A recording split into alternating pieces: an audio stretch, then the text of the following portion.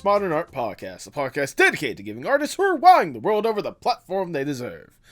I am your host, Nathan Ragland, and for today's episode, pop a squat, grab your close loved ones, not that awkward ex, and enjoy a wonderful conversation with a wonderful cartoonist. Today's guest is Dee Fish, a cartoonist, illustrator, and novelist with plenty of works and experience under her belt. Dee is someone that I got to know recently thanks to her webcomic Finding Dee, as well as hearing about her debut novel, Lycanthropy and The Single Girl, and believe me when I say the conversation that we have before you right now, it's a fun one. Dee was a really talkative person, and, well, I'll just let you see how that conversation goes out here in a second. If you enjoy Dee, please support her with all the links down in the description below. If you enjoy the podcast, make sure you like, share, subscribe, or follow whatever audio streaming platform you prefer. Leave 5 stars wherever you can. I see that stuff, and you know I love it. If you want to go a little further with that support, maybe you should consider going to our merch shop at fourthwall.com. Link to that will be in the description below. And right now, until the end of September, you can save 30% off of your order from that Fourth Wall shop if you use the code 3YEARS. That's the number 3 years, all capital letters, in the shop today. But now, without further ado, please enjoy the Postmodern Art Podcast. Hello. Hello. There you are. And there you are. The haphazardly hung up blanket behind the mess of laundry in my office. Oh, trust me, I feel that vibe. I have a corner over here that has all my clean laundry that I should really fold at some point. Yeah, we had a house guest last week, so the spare bedroom, all the crap that we had kept in the spare room, including laundry that was clean but just not really put away, like there's a clothes rack, and all that got repositioned to right behind me. Oh, lovely. So super classy, super classy. So I'm like, let me jury rig something behind me, and so I got this thing taped up to 2 bookshelves and the lamp over my head. Well, on the hopefully it won't tear it all out of the wall. I'll say, well, on the bright side, at least the acoustics should be good, because in fact it has all that soft stuff to reverb the voice off of. Hopefully. My lighting is always terrible in here. I've had lighting set up, and the best I get is like I mean, that'd be perfect, sir. In fact, we're getting inching closer to October, so, but no. I can grab a lightsaber maybe for ambiance. There we go. Just get that good vibe, good aesthetic going on.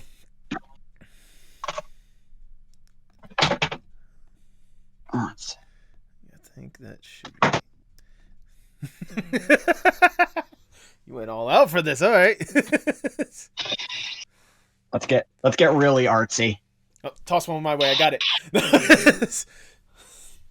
I'm trying to set up course. I kind of hate that this looks good. If only I had a way to keep these going for an entire hour without draining the batteries. This and the whole boom, boom, boom. But yeah, that double lighting looks nice. I mean, at least now you can know that if you want to, you can get some like LED strips on the side of you or whatnot, and that should make it work. Yeah, hell yeah. How are you doing today, by the way? Good. How are you? I'm doing phenomenal. It's my brightest one. Yeah, I can tell. Goodness, how many lightsabers do you have? About 5, but only 3 of them are here and working. Okay, fair enough. Understandable. Was it like I have a Kylo Ren and a classic Luke. You know what? Fair enough.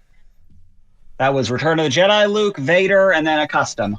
Okay. I was gonna say, did you like go to, what was it, like is one you order online, or did you go actually like Disney World where they have like the custom one that you can make there?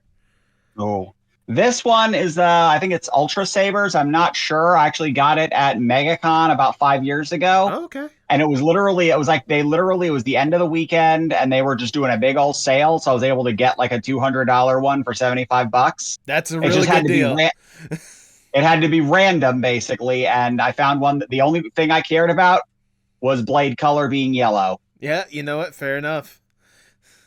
That was the only thing I cared about. And everyone's like, oh, is it because according to expanded universe canon, yellow means this? I'm like, no, because yellow was the toy I had as a kid. Ah, there we go. Okay. The old wiffle bat versions used to be able to get at Toys R Us Right. in the early 80s. Mine Right. was yellow. Okay. I love the nostalgia, bridging the past and the future together with that memory right Yes. there. Goodness, I can only imagine how much that's gonna be coming up in our conversation. Well, hopefully a lot if we do this right. Oh, you say right. I say just I go with the flow and we'll see what works. There's no really. That's right. I'll say there is no real right way to do my podcast. It's just you're on here and we have a good time. If that's the right way, then I don't want to be wrong. That is the only right way.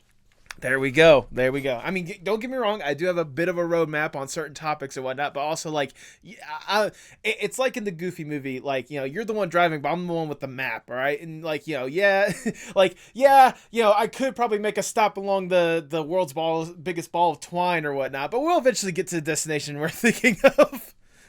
Look, we're watching the animatronic possum show, and then we're gonna have soup heated with a cigarette lighter. There you go. Exactly. I'm already excited for this conversation. Seriously, thank you once again for taking the time to do this. It was cool. Whenever I got to see your stuff real quickly. I knew I needed to have you on as soon as possible. So yeah, thank you for taking the time to do this. You are very, very welcome. Mm-hmm. I also got probably give a quick thank you. I think it was Charles Brubaker because I follow him. I think he like reposted one of your stuff on Blue Sky, and that's how I got familiar with your stuff in the first place. That'll do it. Yep, that will do it indeed. It's amazing. Social media actually working to expand your audience. That makes no sense. It's insanity. It's crazy talk, I tell you. I know. It's absolutely insane. Do you have any questions or concerns before we get the show on the road? Language barriers. What are they? Whatever your language barriers are. So if you want to cuss, fucking go for it. Oh, fucking K, because that's like a thing on my comics. I have to always print warnings on the back covers for Finding D. It says contains naughty language. Just as a reminder that yes, the book looks very cartoony and it's got very cartoony characters and bright colors and kids see it and get excited. And I always let the parents know contains naughty language. So I don't know what, as far as adult content goes, if you don't want your kids to see F-bombs, this is not the comic for them because based on my life, and I fucking curse. Yep, exactly. You swear like a fucking sailor sometimes, I imagine. Fucking A. No, it's one of those. I always have like a policy when it comes to language on this podcast stuff. If my guest is comfortable with swearing, I'm gonna be probably a little bit too comfortable with swearing. I think it was a recent episode of the podcast. My mom watched it, and in the comments she's put Nathan language. I'm like, what? I'm just English curse words. Exactly. All right, Dee, before we really get going or continue going, I'm going to ask the icebreaker question of the podcast, if I may. Okay. Let's say you get to go to a desert island on your own accord. It's just you alone with your thoughts. You get to kick back, relax, breathe. You get to truly enjoy yourself for a little bit. With accommodations, you're not stranded on this island. So it's like a little personal paradise for you more than anything else. Okay. To help make sure you don't go completely insane on this island, you could bring one piece of media or one piece of art with you to help put you in whatever kind of headspace you want on this island. If given this opportunity, what would that one piece be? One piece of media. So that would then not be a collection per se, but something contained in one thing. I could be a little loose with the rules. If you want a collection of something, I'll allow it. No. I like structured rules. Okay. I like structured rules. Valid.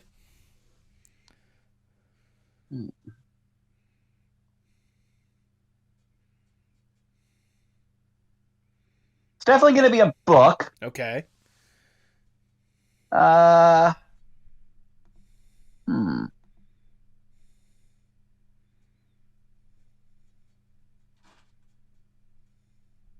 The Complete Calvin and Hobbes. The Complete Calvin and Hobbes. Okay. You want to elaborate on why that's one of the two books at least, because I have the 2-book hardcover version. So if I can only bring one book, it would be volume 2. It's about yay thick. It's Calvin and Hobbes. I never get bored of Calvin and Hobbes. Mm-hmm. I can read the hell out of some Calvin and Hobbes. There you go. Was that it's uplifting. It makes me feel better. Inspires me to work. Was that one? If I may ask, I'm probably jumping ahead a little bit in the conversation, but was that one of the first comics that really like grabbed your attention on like being a cartoonist yourself? No, actually, I did not really. I wasn't reading the newspaper funnies by a certain age. Like Okay. by the time Calvin and Hobbes really got rolling, I wasn't reading the comic strips very much anymore. In the paper. Okay. Probably shouldn't have chugged that Coke just before you clapped. Calvin and Hobbes is, in terms of what I would consider influential, I've got like it's a 3-stage process. Okay. There is which was it? That would be the beginning on your side. Okay. Actually, so no, the other way you had it was the correct. There you go, right there. Okay. Formatively speaking, formatively, you've got your Peanuts, Garfield, Chuck Jones cartoons.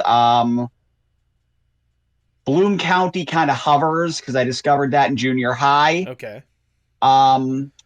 Then I went to art school. I went to the Joe Kubert School for a year, and that's where I really discovered like Pogo and Calvin and Hobbes. So that's more of I already knew what I wanted to be. I'd already been drawing the first comic strip that I'd ever drawn for a few years. So that was already formed. That was more of a, ooh, now I'm taking this shit seriously. Okay. And I'm going to start studying it. So that's when I discovered Calvin and Hobbes. It wasn't formative initially, but it was formative in that, like, now I'm taking it seriously. It was a further reinforcement of this thing that you wanted to devote yourself to. Yeah, it opened up my eyes to a whole different level to what these kinds of things could be artistically.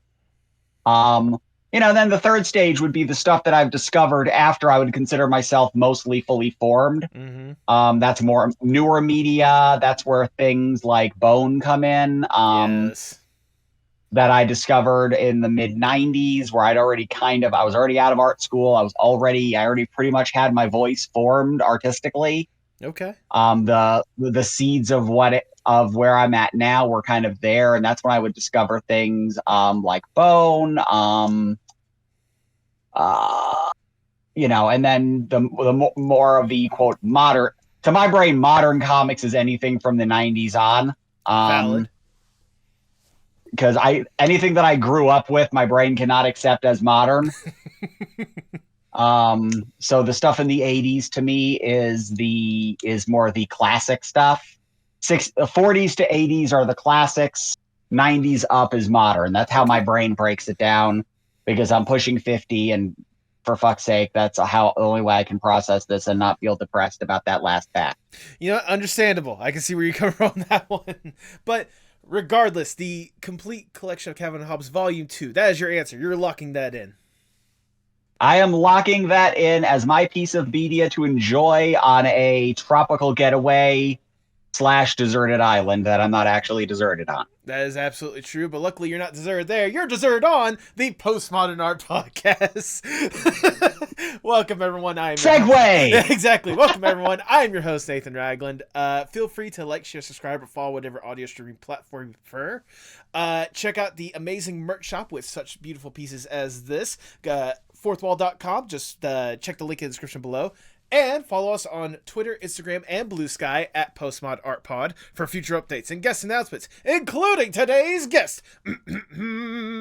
She is a cartoonist, illustrator, and novelist with plenty of work and experience under her belt, including the ongoing semi-autobiographical webcomic Finding Dee and her debut novel Lycanthropy and the Single Girl. Welcome to the podcast, Dee Fish! A little bit of a stumble, but I think I did your intro justice. How are you doing today, Dee? I'm doing pretty good. And yourself? I'm doing wonderful now that I'm getting the opportunity to sit down and chat with you. Like I said a few minutes ago or whatnot, I only recently became aware of your work, but I have been really invested in it. Just the look of it, the essence of it, the fun vibe that you more or less provide for a wider audience. But before we really divulge into the stuff you're making nowadays, I want to go back a little bit. We've already kind of touched upon it a little bit, but I want to know more or less the origin story of Dee, at least as an artist. What got you interested in art and webcomics comics in the first place? So this story it's one that's kind of multi-pronged, but Okay. I've always loved this kind. I always loved drawing. I always loved comics and cartoons. What made the leap in my brain was three things. Okay. Three names in particular: Chuck Jones, Walter Simonson, and John Romita Jr. Okay. And they're all the same exact story, basically. So I'm just going to tell the story from the Chuck Jones point of view, and imagine it's the exact same thing for all those other names. I would love watching Bugs Bunny and Tom and Jerry and all the cartoons that were, on regular TV playing all the time in the late 70s and early 80s. These things were staples. It's not quite the way it is these days. You got to hunt down a Bugs Bunny cartoon. But up until the mid 90s, there was a period before the 90s or before the mid 90s, late 90s, you could turn on any TV and flip through the channels. You do that for a couple of minutes, you will find Bugs Bunny. It was omnipresent. And I loved all of them growing up. But what I discovered was, I would watch the Bugs Bunny Roadrunner movie, which is a Chuck Jones movie where his style is all over it. All the cartoons are Chuck Jones cartoons. He has Bugs point him out by name with a caricature of his own face. These are Chuck Jones cartoons. And I'm like, intriguing. And then I'd see that same name pop up on those Tom and Jerry cartoons, and they're the ones that by and large I liked better than the other ones. I'm like, ooh, they're little sharper in the humor, a little bit more sarcastic, a little bit edgier. And I love the art style. I love the slightly more angular designs. And I liked, like with Bugs Bunny, you'd look at a Bugs Bunny and this is not to defame any of the other directors. Right. I love all the Bugs Bunny cartoons, but a Friz Freleng Bugs Bunny or a Bob McKimson directed Bugs Bunny, he stands ramrod straight 90% of the time, whereas Chuck Jones's Bugs Bunny always had his weight on one leg. He always had that little bit of an angle to where the still drawing had more life, even when it wasn't being animated. And so I discovered, okay, so whenever I see the name Chuck Jones, that's when I'm like these cartoons, and oh crap, there's his name on How the Grinch Stole Christmas. Right. And it had that same style, that same sharpness to the art and the that really aggressiveness. And then I'd watch, animated movies, and I'm like, well, the ones that start with Don Bluth were really, really good. What the hell? And I'd go to comics, and it was issue 51 of Marvel's original Star Wars comic. Okay. And I picked it up off the newsstand because the cover was so striking. It's Luke on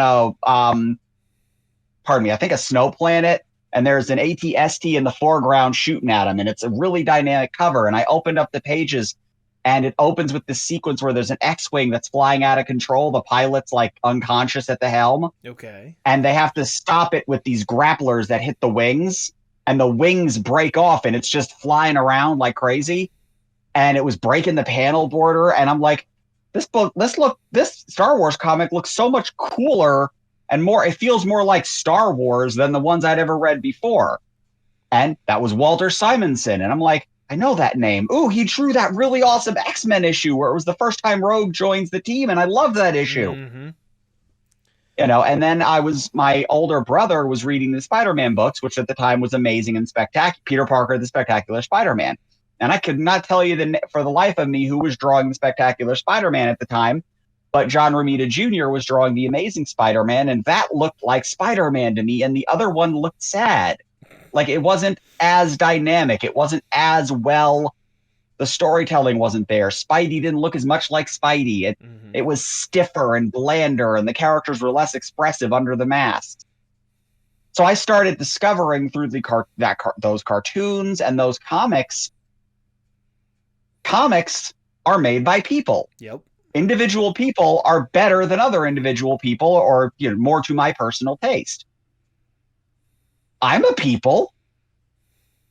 I could be a people that makes comics. And so I started taking the idea really, really seriously. I started developing my own comics characters and and I'm, we're talking like 1982. Mm-hmm. I'm 8 years old, coming to these revelations and realizations that this is what I want to do. So the first comics I'm making are clearly just, I've been reading Garfield and Peanuts and I'm ripping that off hard. Yep. And then I created what was my first and most longest running comic strip, which was called Dandy. Mm-hmm. Eventually, it was a webcomic starting in 2001 called Dandy and Company, but I've been drawing that character for well over 40 years now. There we go. And that started because I watched these cartoons and saw these credits from, these are people that are making this. And I could see, like with Chuck Jones, how the style of the artist transferred no matter who he was. Even Tom and Jerry, even as a little kid, I understood that was not Warner Brothers. That was, I think, MGM distributed those. And nothing like that looked anything like that from Disney. Mickey Mouse never looked that cool. It all came down to me discovering the idea that people actually made these things. And it did not. I mean, the names have always been on comics and cartoons, but I didn't make the real connection until I started seeing names on the stuff that looked better to me than the other stuff. And I started making that connection. So that would be the origin. That's a great origin, because like you talking about that, I sort of relate to it in a sense when it comes to like this podcast. It's one of those, like, I discovered these incredible artists or whatnot. I see like this incredible piece, I figure out the artist behind it. I just go instead of trying to replicate and try to make my own art or whatnot, I just try to bring the person on here and be like, hey, your art is incredible. You need to know that. Tell me how you made incredible art. Which, I mean, I think I'm doing a decent job at, just saying. But so far so good. So far so good.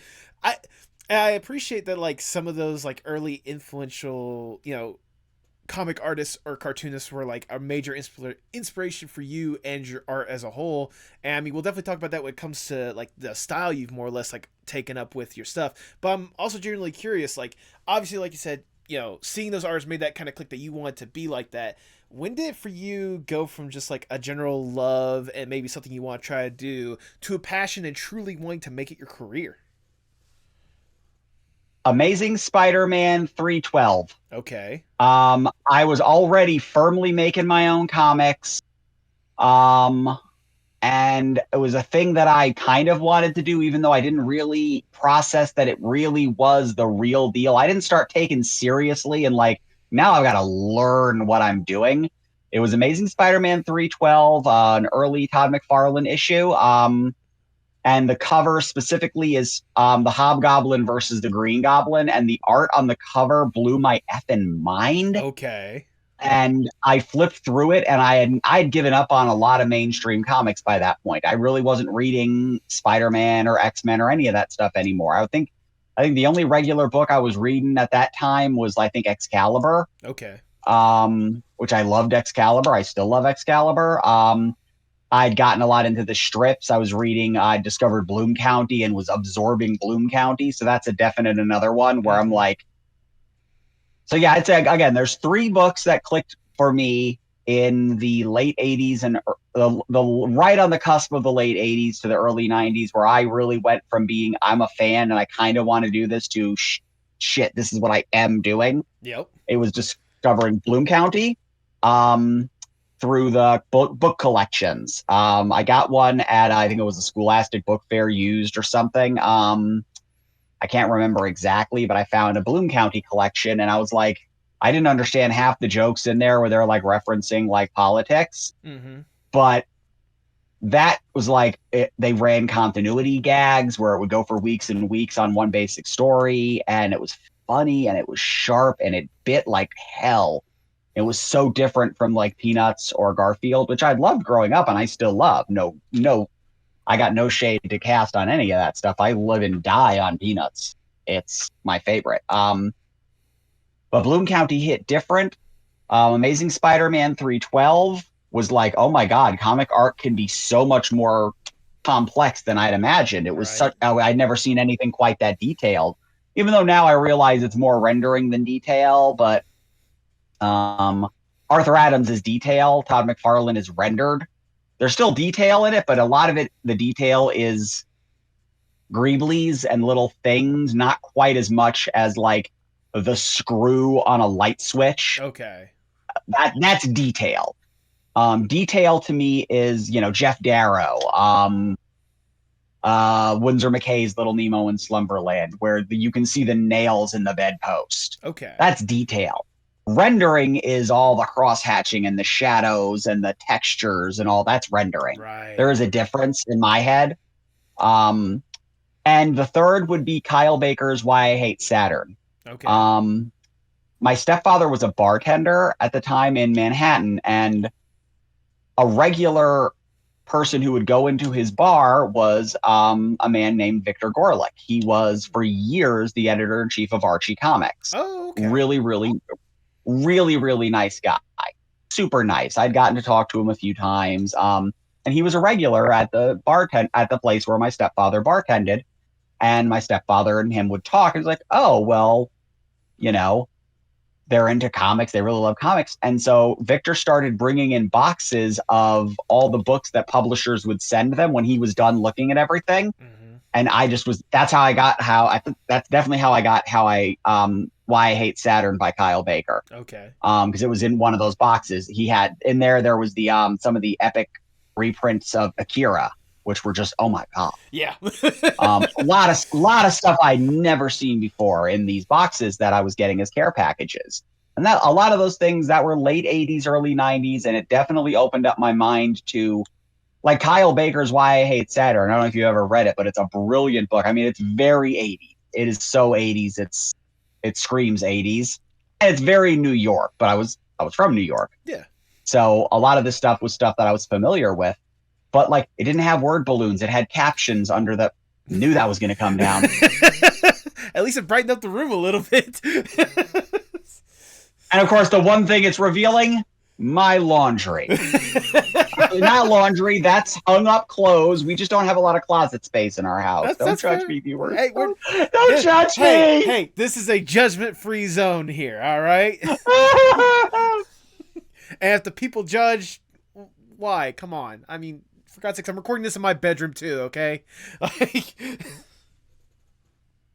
Hopefully this doesn't bring the two bookshelves in on me. That, if it does, that'll be the Twitter clip.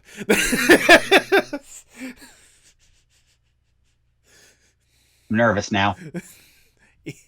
But yeah, Why I Hate Saturn is a wild comic, and it's very much that slice of life, like, you don't even know there's a plot until halfway through the book, because it's just following this character, Anne Merkel, through her life.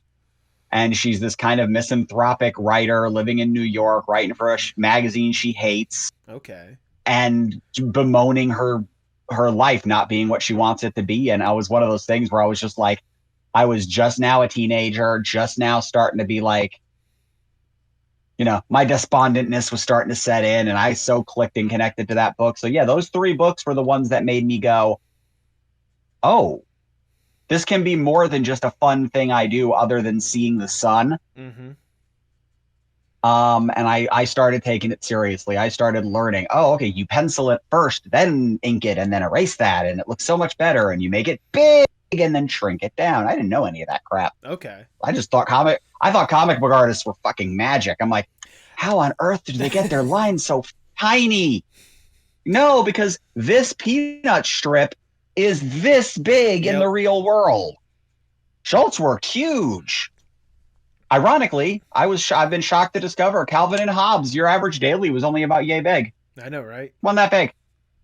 But, like if you look at like Pogo, I just recently went to the Billy Ireland Cartoon Museum in Columbus, Ohio for a visit, because I've never been there and I desperately wanted to see it, and got to see all these up close, a lot of these originals. And like the peanut strips are huge. Calvin and Hobbes, not so big.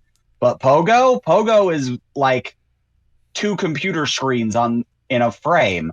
I saw an original Dick Tracy, which I've been inking Dick Tracy for about a couple of months. I've been doing it about twice a week in the newspapers, which is huge. But like original Dick Tracy was something like a movie poster sized piece of art.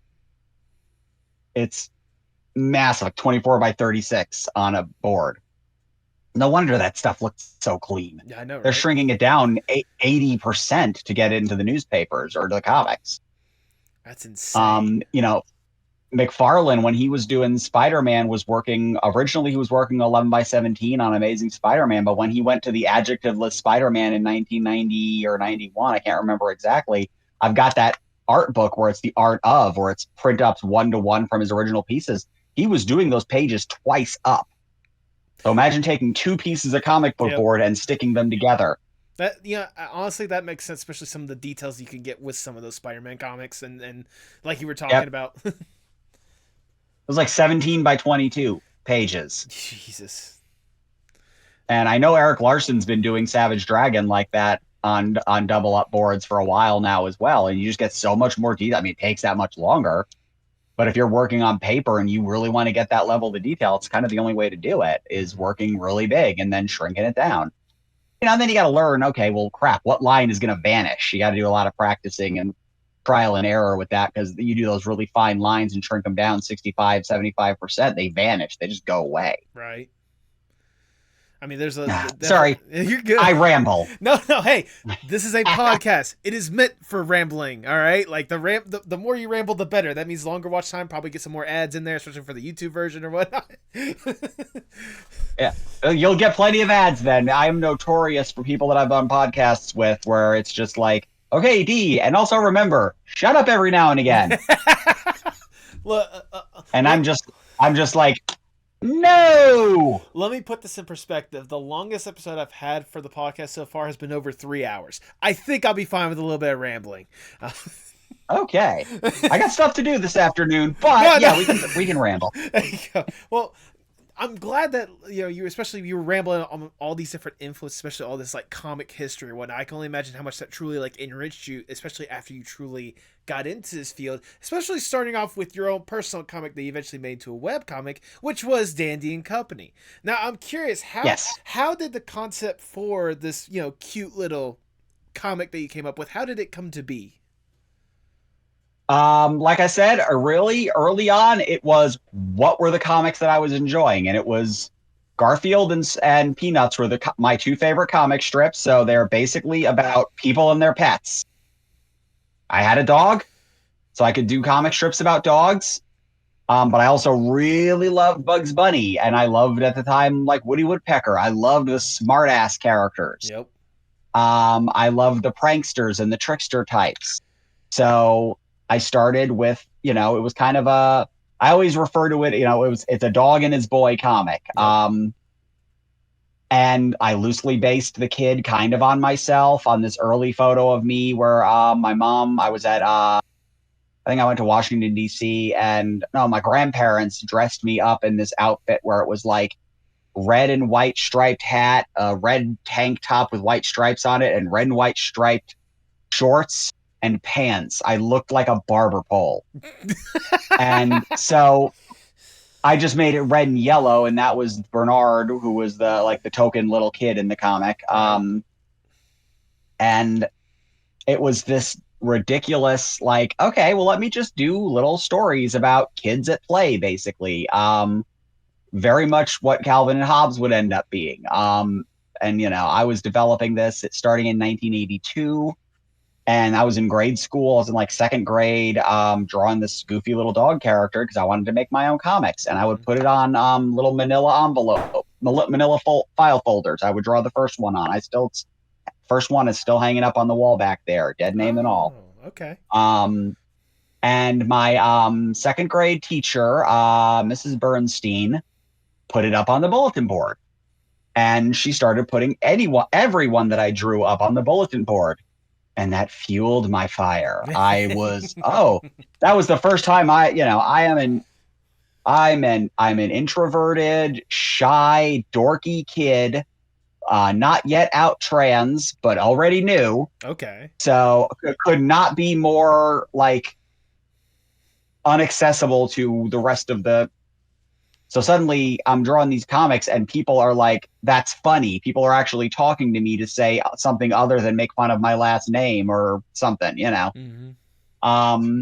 I was getting positive attention, and stuff like that. And so I kept at it. I was doing, old dandy strips, and most of them are lost to time. I mean, he looked like Snoopy. I was just drawing a bad Snoopy, where my teacher was like, this is just Snoopy, Dee. You might want to, redesign it. So I redesigned him a little bit. Made him brown because my dog at the time was a little brown terrier named Toto. Mm-hmm. I gave him like a little bit of a Woody Woodpecker pompadour because I liked Woody Woodpecker. And made that orange because that was the colors I had in the marker box. Not that elaborate. And just went from there. And he's been evolving since 1982.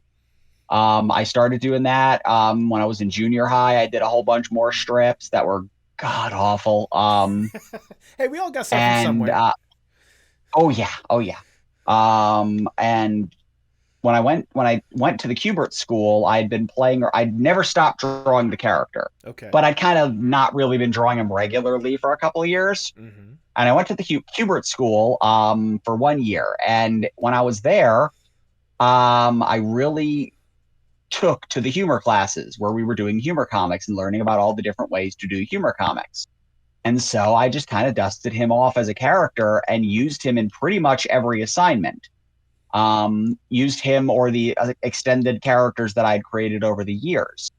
So if, and I was one of those kids that the other students couldn't fucking stand because the teacher would be like, okay, we'll do one Sunday style strip. That's your homework assignment. Or do 3 dailies. I'd come back with 2 weeks of dailies and 4 Sundays because I was the asshole going nuts. I had an animation class and we had to do a test demo of a hand picking up a block. Okay. That's all we had to do. I did a 1 minute long gag cartoon of Dandy being attacked by a block. It was going to get filmed. It was going to get put under the test camera. I still have the video. It's behind the curtain. Okay. So I was obsessed and I suddenly found this incredible passion. And that's when I started getting thirsty. Fair. That's when I started learning about a lot of these other things. I learned about Calvin and Hobbes. I learned about Pogo by Walt fucking Kelly. Mm-hmm. And I don't know if you've ever seen Pogo, but when I saw Pogo for the first time, my brain exploded. I had never seen a comic strip so lushly illustrated and beautifully cartooned before. It was the most stunning thing I'd ever seen. I was like, and a lot like Bloom County, I was like, I don't get these political references and I don't know what they're talking about. I think that's Khrushchev, but I'm not sure because at the time I was 19. Right. And I really didn't know much about Khrushchev except for the Robin Williams bit about him with the shoe. I was like, this is not my shoe or something like that. Right. I think it was a Robin Williams bit. But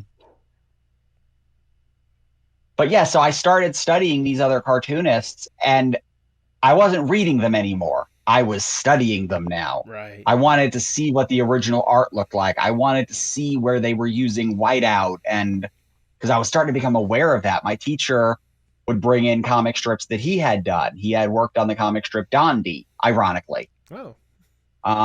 And we would laugh about that because my character had been named Dandy since 1982. It wasn't like I named it in honor of my teacher. Right.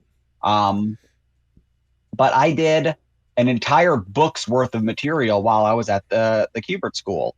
Dandy would pop up in every one of my classes at one point or another, to where a lot of the students were just like, oh, that fucking dog. But a lot of the other students were like, I also had other students that were like, hey, I'd love to get copies of that. They ended up on the bulletin board again. And I had third years that were like, oh, that was a great strip. I loved that. And I was just like, I was riding high. I had other cartoonists that were like, oh, this is really good. I really like this. You definitely should pursue this. Look at you, D being the overachiever over here.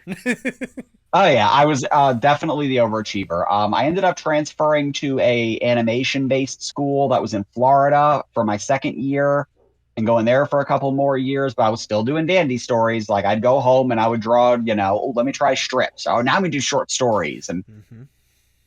I'd go to like Staples or Office Depot and use the copiers and put together little ash can books and you get them bound and I'd make a copy or two for a couple of friends who liked it, stuff like that. Nothing fancy, but my brain, I'm publishing, my little zines.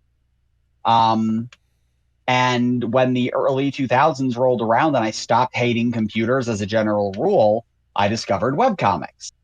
I was a very long held out of computers are evil. I was one of those Right. assholes. Yep. I was definitely one of those assholes. Very resistant. But when I finally discovered like comics were on the internet, people were distributing them on the internet. It wasn't just pitch to the syndicate and collect your stack of rejections. I had a few. You could go directly to the internet. I discovered Scott Kurtz's PvP. Mm-hmm.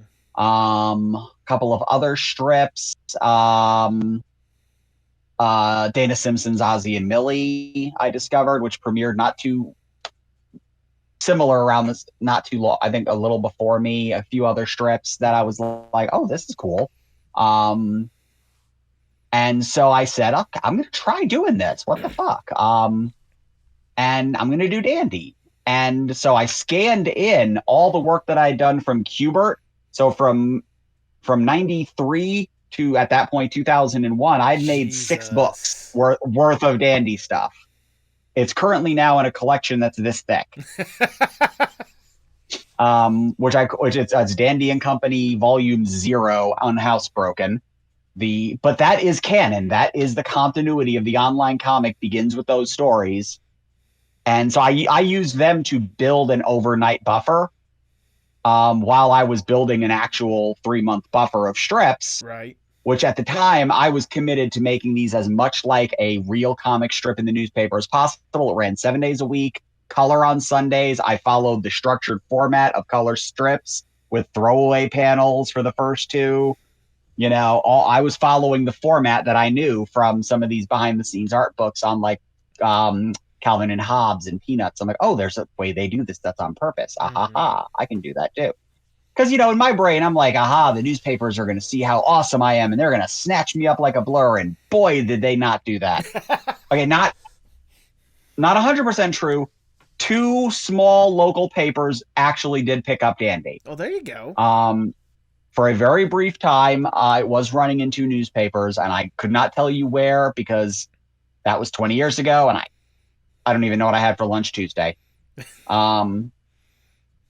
But yeah, for years I was doing Dandy and Company online 7 days a week until life started to get a little too busy, and then it became 3 days a week and or 4 days a week, and then 3 days a week, and then eventually it just kind of teetered off. Mm-hmm.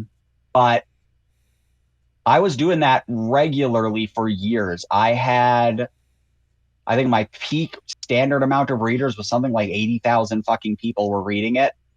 And it kills me that I let it kind of die on the vine before Patreon became a thing. Yeah. Crowdfunding had not yet figured out how to happen when I burned out on the strip. I went through a divorce, and that killed my passion for it for a while. And I switched gears to a different comic. It was a graphic novel I did called The Wellkeeper. I don't have any regrets on creating The Wellkeeper. I have regrets on walking away from Dandy and Company, and worse, letting the website lapse. Oh. Yeah, I lost my archive. I kept the URL, but I lost my archive on everything. So when eventually I did come back to it in 2014, I came back to it as a weekly, and I was never able to bring that audience back with me. To this day, there are people that don't even know I came back for about 5 years. Oh, wow.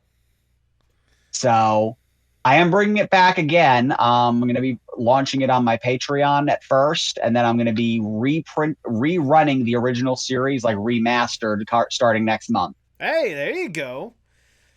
Yeah, so I'm Incredible. like, you know what? I've got a decade's worth of comic strips that I did that a lot of people don't even know exist. Mm-hmm. So I'm going to repackage them so I can do new book print versions that are kind of cleaned up. Like, for example, that I have strips where my now ex-wife was in them, and I'm like, fuck, I don't care. I'm George Lucas in the fuck out of these things. I'm not putting Jabba the Hutt in them.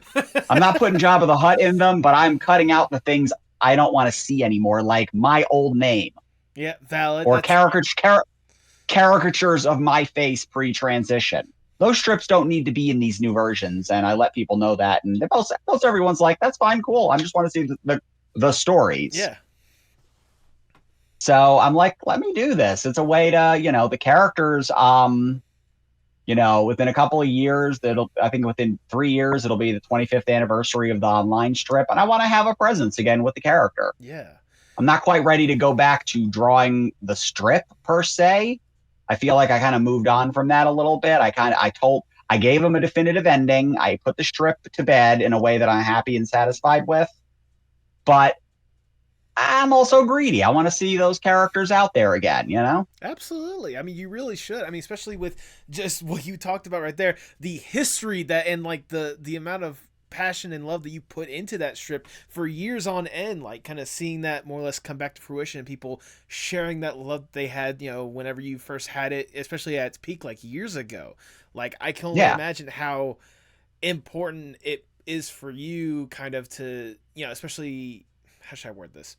Like again, you have a lot of history with this and there's a lot of Yeah. Yeah. a lot. Dandy and Bernard, the two main characters, are 41 years old. The continuity of the webcomic began 30 years ago in 93 when I was at the Kubert School. So Right. that ongoing continuity went from 1993 to 2018. Exactly. The webcomic is 22 years old. Mm-hmm. There's a lot of history and a lot of material. Like I've got two collections that I call the Dogpile collection. It's the entire series in two big ass books, and it's like 550 pages and 700 pages each. Good Lord, And that is a lot. and that's not including the after that book, which is this one, which is 225 pages, and this is all of the weekly full page strips. Right. Right. So this is about 220 strips from 1914, whippersnapper. Consarn it! My Victrola strip. Back in my day, we had to write our strips out with a quill and ink.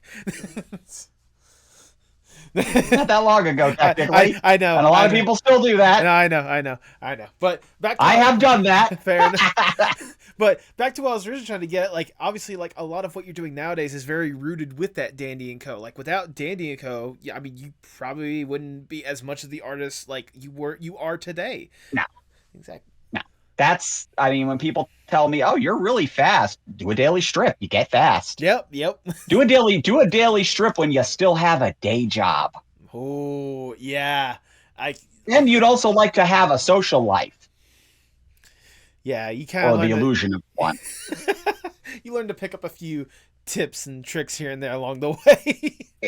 Yeah, and I mean, Finding D wouldn't exist without Dandy and Company either, because I did appear as a semi-regular supporting character as the cartoonist in Finding D. Yep. Or in Dandy and Company, and I think it was it's a conversation I'd had, God, maybe 15 years ago with Scott Kurtz at PvP, and even he was like, Dandy's okay and everything, but I think people would probably really love a comic that's just about you. He would always say his favorite strips were the ones that I appeared in and broke the fourth wall as the cartoonist, and he recommended I try to do something like that. And when I came out, all my friends were like, "Oh, you need to do a comic about this. You need to do a comic about this. Oh, you should totally do a comic about coming out.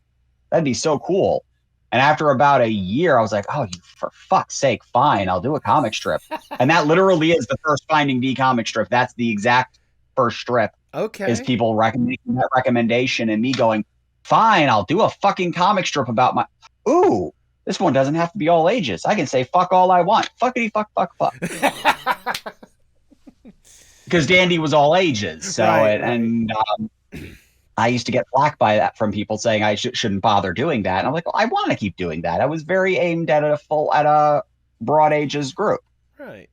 But yeah, so I consider the first Finding D strip a Dandy strip where I came out to Dandy. Like he walks up to the drawing board and I'm just sitting there as D, and he's just like, something's different. Yep. But was still and I'm like, well, I'm not that, I explain it, and then he's like, okay, fine. But to my original point, why am I not in these scripts for the next 3 strips? He's always been a self-important, egotistical character. Right. And so that to me is kind of like the backdoor Finding D pilot. That's a good way to word it. I mean, that certainly is. And Yep. I mean, back to my original point when it came to just like Dandy, with how much history that he had behind it, I'm genuinely curious. Do you have a personal favorite moment or favorite strip so far from that, Dandy and Co. ages? Oh,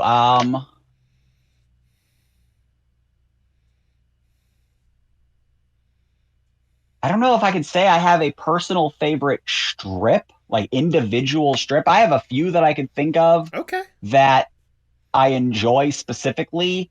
With Dandy and Company, even though it was run as a daily comic strip, I started doing story arcs really, really, really early on. And I came up with this idea in the first year of doing a summer blockbuster. Ooh. Doing a 3-month-long storyline that would be a big epic sci-fi thing, and I got other cartoonists to do like poster art, helping me to make previews for it. I called it Beanie Quest because the little kid Bernard had a little beanie hat with a propeller on it, and I decided aliens were going to steal his hat, and it would become this cosmic quest to get this hat back. Okay. Because the hat was important to the aliens. It's a whole involved thing, because it turned out his hat just happened to look like this artifact from their culture that granted superpowers to anyone who had it. So Bernard ends up with the superpower hat, and I ended up doing Beanie Quest, the first one, and I did publish that as a standalone graphic novel, the first one. There we go. And I ended up doing 3 different Beanie Quest storylines over the course of the strip, but that first one will always hold a little place in my heart for being this crazy idea of doing like a summer movie in a comic strip form, of the big, over-budgeted, hyper-marketed. I made posters, I did T-shirts, I went to conventions promoting the event beyond just the strip, and a lot of, at that time, it was pre-social media, so everyone was all about message boards and forums. Right. And I'd hit the message boards constantly, and my readership jumped up like crazy during the first Beanie Quest. And so I did a lot of event storylines in Dandy, and I would do like, my old apartment, I'd print out I'd make movie posters for each one and print them out. And people would buy these movie posters. It's like, I've never been able to replicate that level of success with any of my other projects, or that level of interest. And I've never been able to get people invested in Dandy again to that level, but kind of hoping maybe if I put the older material out there again and make it available to people to see, I'm going to put on Patreon first, and then maybe after a month or 2, I'll start running it on the old website. Smart. But try to entice people over to the Patreon with, hey, here's some stuff that you may never have seen. If you'd like to see these characters returning, this is the way to make it happen. Make this successful, and that will tell me there's a market to bring the characters back for, say, I don't know, their 25th anniversary. Just a thought, just putting it out there, people. Just putting it out there. And the nice part about that is that then I have, with Finding D being about me and my life, and about my life as a cartoonist, I can do promotions for my other projects in my comic strip, and it's completely organic. Yeah, exactly. When I published that first novel, Lycanthropy and the Single Girl, it literally was, I did comic strips about, oh, my books arrived. Yes. And we're going to do an unboxing video. Crap, we have to tape them back up. I remember that. Me giving the spiel to people and drawing the book characters. So I can do this with my other projects and pitch them within the main comic strip. Mm-hmm. So it's kind of a perfect scenario for that.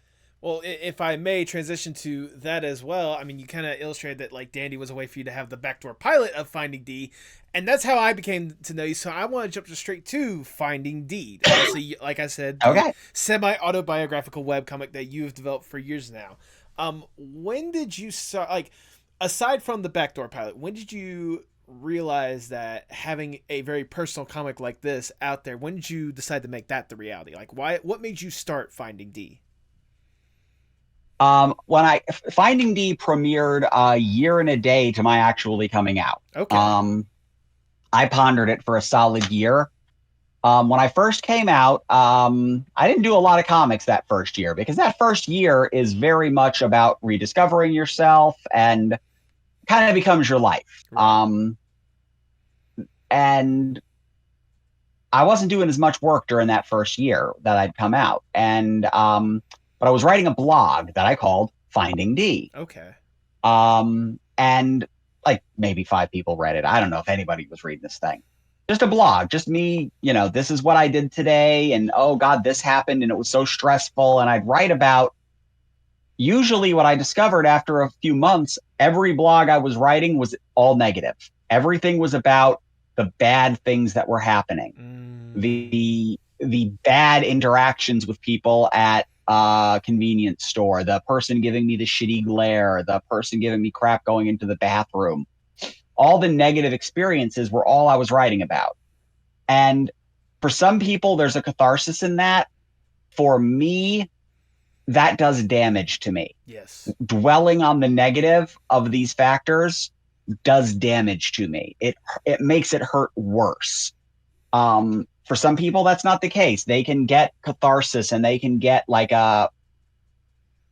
can get value out of that. I am not one of those people. And so after a few months of doing the blog, I realized it wasn't working. And not only was it not helping, it was hurting. And I'm like, okay, this isn't good. So I needed to step away from that for a little bit. And I'm like, I took that and I took everybody who had been saying to me, what you really should do is make a comic. Mm-hmm. And I considered that. I'm like, well, what would I do as a comic? And I remembered I had done a short story after my divorce years ago, trying to channel some of how I was feeling. I only made it 8 pages and walked away from it because it was killing me to do this story. Valid. It was way too dark, way too personal, way too delving into shit I didn't want to deal with. Mm-hmm. And I didn't want to live in it. When I'm doing something, when I'm doing a creative project, I live in it. Right. When I'm writing my books, my werewolf novels, I'm living in that fictional world. Those characters are rent free in my head, and their lives are replaying until I put them on paper. When I'm doing a comic, that is the world I am in.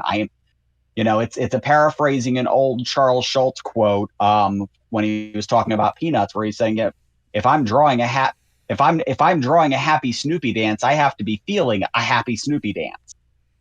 If I'm drawing these characters in bleak situations or being tortured or being, all horrible things happening, I feel that. Mm-hmm.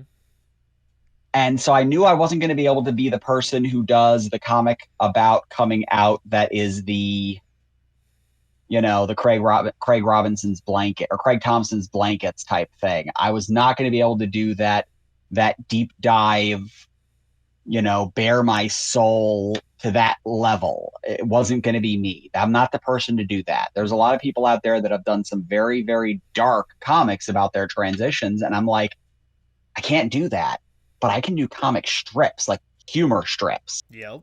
By that point, I'd already been doing the 1-page Sunday strip style dandies, where it was a weekly, and it's structured and formatted like a comic page, like a comic book page, but set up like a comic strip. So you got your little headline at the top, beginning, middle, end, right there on one page. I knew how to do that, and I'm like, maybe that's what I need to do. That's what I do best. It's what I'm most known for the random amount of people that actually know who the fuck I am. And I realized that if it's a comic strip in the classic style of a comic strip, it's got to be funny. Right. It's got to have a punchline. It's got to have humor. And I realized what I could do was tell these same stories of the stress of this thing, or the waitress that insists on misgendering me at a restaurant, and put a punchline on it. Get to the end of that 5 to 7 panels, drop a punchline on it, find the humor in it, because if cartoon me can find the humor in these situations, maybe it'll be easier for real life me to deal with them. And so it became less venting and more therapy. Yeah. I was setting up scenarios where my cartoon version of me was finding a way to laugh at some of these ignorant people in the world, some of these people who just are just shit. And it did help. And early on, I discovered early on that a lot of the things that I was creating comic strips about that to me felt so unique to my specific experience, and I discovered, no, they're universal experiences. And that's the strip really took a change. It became much more positive, very fast, and much more universal. I've had some backlash from some people who kind of lament that the strip isn't more focused on the politics of being transgender. Right. But that's not a thing that I feel qualified. I'm not solving that problem. I'm not convincing somebody. I'm not gonna get on a platform, waggle my finger at some TERFs and get them to start seeing things my way. The only way I'm going to get people to ever change their point of view on something is to just show the strip the way I intend to show it, which is, this is my life. Yeah.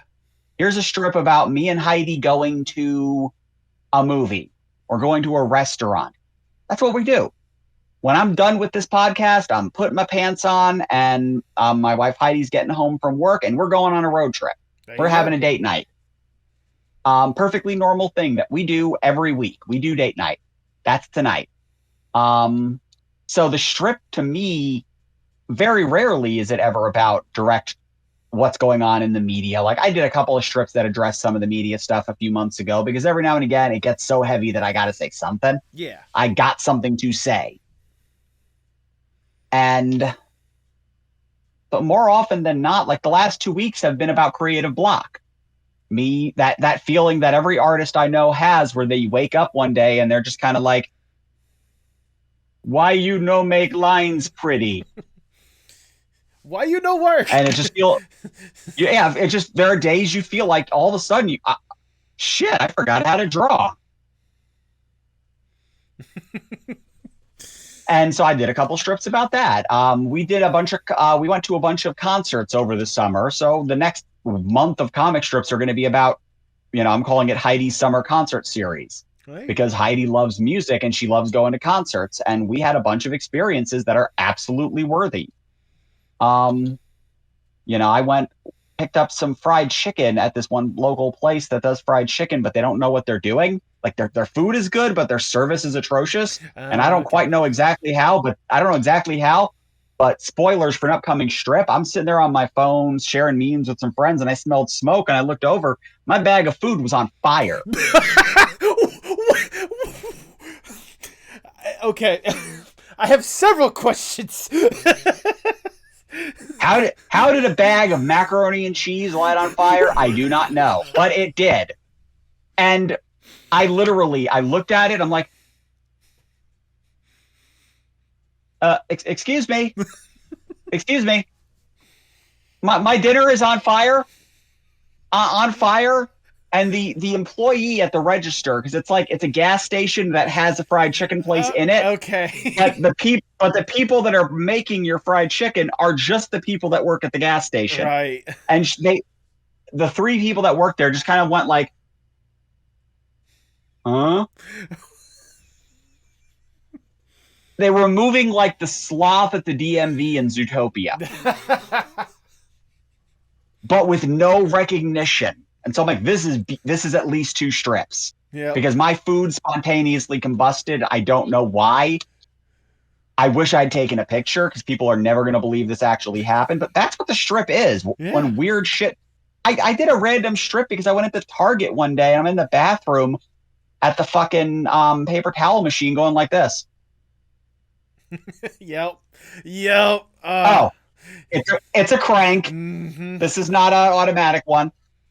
I sat there for a few minutes, and I'm like, okay, this is a strip. And so that's kind of what Finding D is. It's just this little window into our everyday lives. Sometimes it's about like when I had a shit ton of drama when it came time to legally change my name. That was an 8-week storyline because that had to be told. I had one person at the clerk of courts who was blocking me at every conceivable way, using every little trick they could to try to make this process impossible for me. I had to do a series about that. And so that is Finding D. Unlike every other project I've ever worked on, I never planned Finding D. I just started drawing it. Okay. I never sat down and came up with model sheets for myself, Heidi, or our dog. I just started drawing us. And to me, from an artistic standpoint, oh my God, can you tell? I look at that first year of strips and I'm just like... You could tell the more it progressed how comfortable you kind of got with how you wanted to draw yourself. Oh yeah. And it's streamlined now. These are we are now cartoon characters. They are simple line work, easily repeatable, very broad and cartoony, and yet, like, 'cause I've had people sit there and say to me, "Oh, why do you draw Heidi like this? I expected her to have this big long nose," and it's like, no, she just has a straight nose. It's just gotten straighter and straighter as the strip has progressed. Mm-hmm. But the reality of this is, as weird as it is to say, we've been recognized. Oh, wow.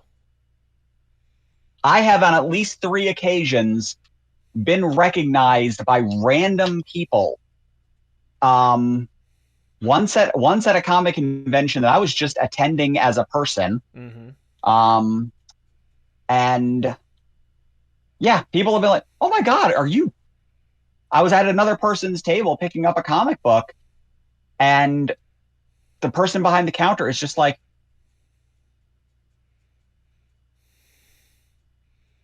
I'm like, "Hi." She's like, "I'm sorry, you just look. Are you Dee Fish?" And I'm like, Dee Fish and Heidi. And she fucking exploded. And what sucked is that her husband's a friend of mine. We both do comic strips. Okay. And he's doing his spiel, and she basically shoves him out of the way to come out from behind the table to talk to us. Aww. But we've been recognized, so I'm doing something right. Yeah. I mean, I imagine you're doing something right, especially with like the stories you are telling. Like, you were saying, like, for example, with the mac and cheese story, like, yeah, no one's gonna believe this, but let's be honest, we all have at least one story of something ridiculous like that. Like, we all have those stories of, like, no matter how I tell this, no matter who I tell it to, no one is going to believe it. And there's, like, whether it be the overly complicated stuff that you've had to deal with, or just the simple mundane stuff, like dealing with a spider in your bathroom or something along the lines of that. Like, we all have that experience, and that's one of the things I love about your comic, like how personal it is. Like, I'm wondering for you, like, certain fact that this is you telling your story, is it easier or is it harder for you to be able to tell this story compared to some of the other stories that you've told before? A little bit of column A, a little bit of column B. Part of the problem that I have is that because it is my real life, like, anyone who reads Finding D has noticed a remarkable lack of supporting characters. It's me, it's Heidi, and it's our pets. My friend Sabrina appears in it occasionally. She writes the comic strip Giant Girl Adventures that I illustrate. But that's about it. A couple of other people. My stepson Rick has been in it a couple of times. But I made a couple of jokes, and I could tell he was getting bummed out. So I just kind of wrote him out. I miraculously just simply stopped having him appear because he wasn't liking the way some of the jokes were going. He was a little bit like, Sorry, you have a lot of BO, and that's a source of humor. And a lot of people have said, "Oh, you could totally put me in the strip. You should so put me in the strip." I'm like, yes, not now. I actually have a strip that come next week that addresses the premise of gags that I have written but will not do in the strip. Introducing characters from my real life and then making fun of those characters. I'm not going to do that because I interact with these people. Right. When I go to karaoke, these are the people I hang out with. I'm not going to do a joke that even lightheartedly might be at your expense. I mean, I'll do a gag occasionally at Heidi's expense for fun's sake, but there are a lot of comic strips where I've just had it happen to me because it's a lot easier to point and laugh at yourself than it is at someone else. Mm-hmm. You hurt feelings, and the day I start hurting feelings with my comedy is the day I don't want to do comedy anymore. That's me. That's fair. I don't want to do a strip raging about getting frustrated at work. My boss reads the strip. Yeah, that'd probably be smart not to, mess with him. Yeah, I have a day job. I'm a graphic designer. I have a day job. My boss likes my comic strip. She has given me permission to put her in there. I know better than to do that. Because even if I do a joke about my old boss, she's going to feel bad. Yeah. And she's the nicest boss I've ever had. I don't want her to feel bad. Right. And I don't want to lose my job. So I can't do a lot of... the strip has become very much just us. If we have a negative experience with a rando, I'll put a rando in the strip to be an asshole. But beyond that, that's a limitation. It makes it hard to tell some of the stories of things that happen in my life. I can't do stories about annoying clients as a graphic designer because some of my clients read the strip too. Right. I can't, I don't want to do strips that are a little too personal that might go into certain specifics where all of a sudden now people can dox me and all that fun shit. Right. So there's a limitation to it. Also, because it's a daily, or it's not a daily, it's a weekly. I try to avoid running storylines like I used to do in Dandy. Dandy, I used to do very complex running storylines from day to day to day to day to day. I love telling ongoing storylines, but a weekly comic, no one remembers the lead in. They don't remember what last week's strip was. And most of my readers are on social media, so they don't have a back button. Right. They don't go to the website just where you can click back. They read it on Twitter, X. No, I Facebook, Blue Sky, Threads. There you go. Hive, Mastodon, Whirligig, Butt Fart, whatever the fucking new one is this week. Majority of my readers now are reading things on social media. They don't have a back button, so the continuity from week to week is lost on them. So, like the concert series, that's going to be about 5 strips. Mm-hmm. But each strip is going to introduce the idea. We are going to a concert. I am not good in crowds. That's your humor. Okay. Run. Heidi loves concerts. I am emotionally fragile about them, but I like the music. I don't like feeling the music in my chest and wanting to throw up from the bass. I don't like the thousands of people surrounding me. There's humor in this to be told, so I'm going to do a storyline about it, but I have to make sure that each one still reads as an individual. Like if you just read that one strip, it makes sense. Right.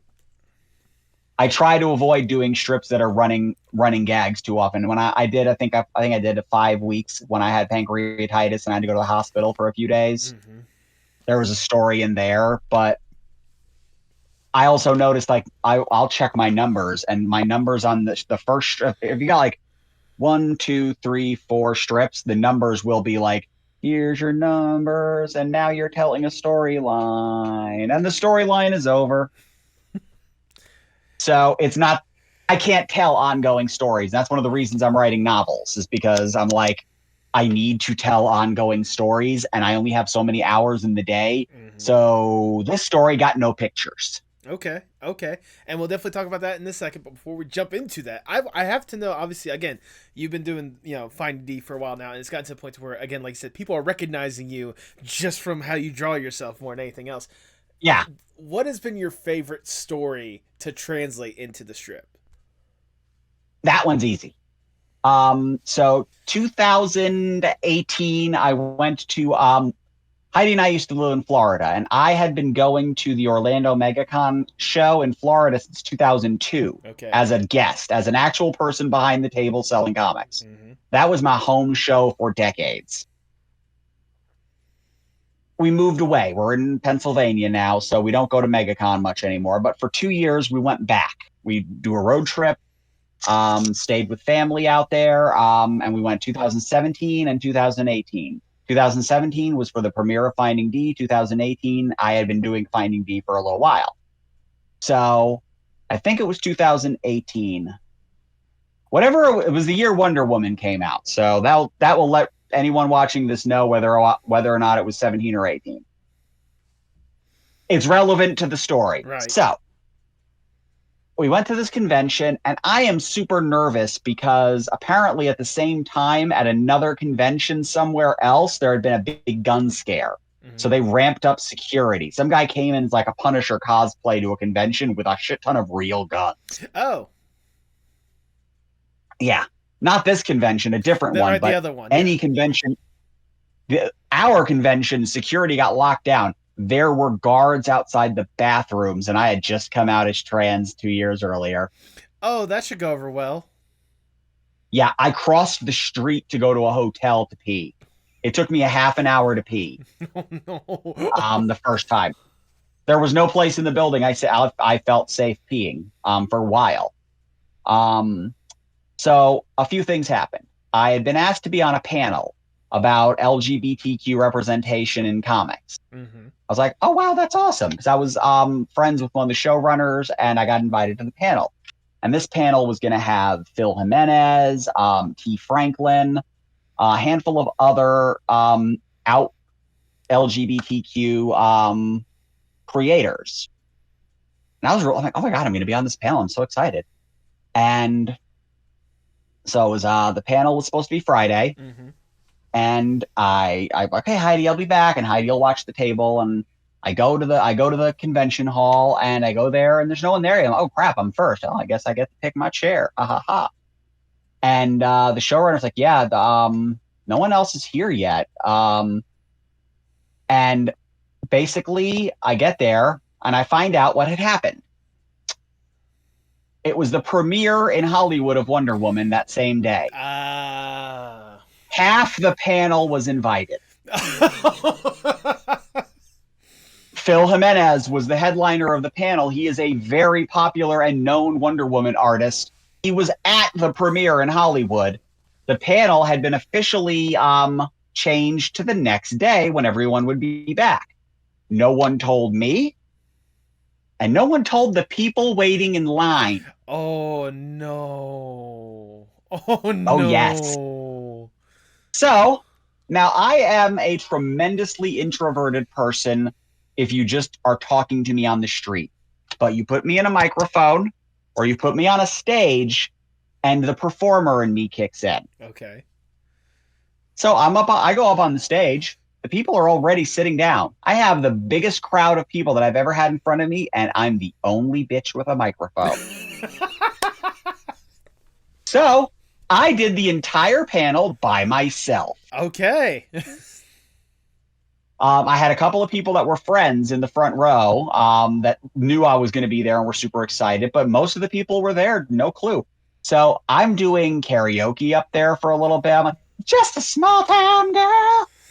And I'm doing crappy stand-up comedy. Every time somebody leaves, I'm like, bye, what's wrong? Why are you leaving? Why don't you love me anymore? Please love me. Don't go away. I won't make fun of you. I'm making fun of you. And I've got the people that are left cracking up. And I start fielding questions like this is the panel that it was supposed to be. I'm like, okay, so it's, I'm answering some questions about the LGBTQ side of it and the representational side of it. And People are fielding me with stupid questions about when media shoves this content down our throats. And I'm like, by virtue of acknowledging its existence, it's, it's all, these stories don't have anything to, what was it? Beauty and the Beast had just come out, and the whole kerfuffle about LeFou being referenced as being gay for 0.3 of a second. Right. Well, I don't understand what sexuality has. It has nothing to do with Beauty and the Beast. And I'm like, Beauty and the Beast, a story built around heterosexuality and beast man and a woman falling in love. That's sexuality. So what you're saying is you're fine with sexuality so long as it's your sexuality. Yep. Because I was pointing out, it's like, well, these, sexuality has nothing to do with, a superhero movie. Yeah, we'll tell that to Peter and Mary Jane, or Peter and Gwen Stacy, or Captain America and Peggy Carter, or Batman and Vicky Vale, or Superman and Lois Lane. Shall I go on? Because there's a Pepper Potts and Tony Stark. There is a love story in every one of these movies. But none of them felt like none of them felt like they were shoving that agenda down your throat, even though they have nothing to do with the narrative of a superhero story. But you just don't have a problem with it because it was heterosexual. Exactly. So I'm up there for an hour by myself, and I'm telling, and I even mentioned it's like, and somebody asked, well, how does being LGBTQ affect you as a comics creator? And I'm telling some of the stories. It's like, well, when I have an entire group of people who were actually doing a panel in another hall later that day who were bad-mouthing me to the entire industry as saying I was literally doing this as a publicity stunt. A lot of jealous motherfuckers, because I had way more books on my table than they had. They're companies with one book. I'm an individual with 14.